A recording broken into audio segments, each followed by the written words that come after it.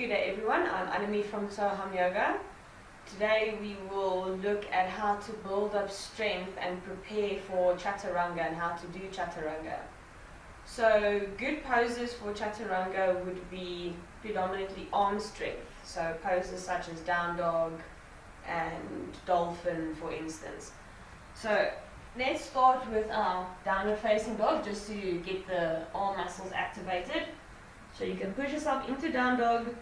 So with this, remember to really push yourself out of the shoulders and pushing strong into your hands, spreading those fingers. So really keeping those arms active.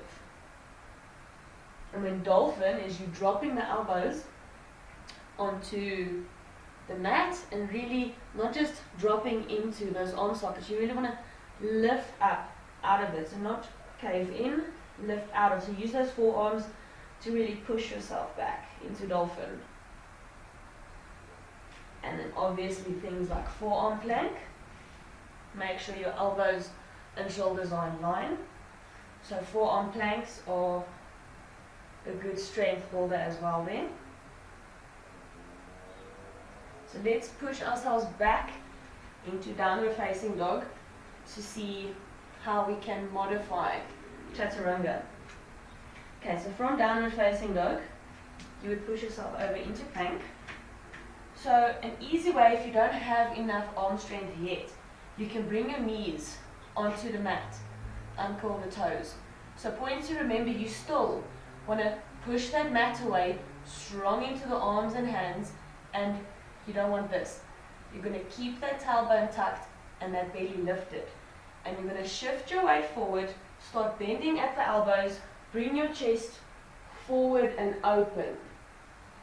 And points to remember as well, don't let the elbows pop out. It's good to have the elbows and the scapula drawn down and back.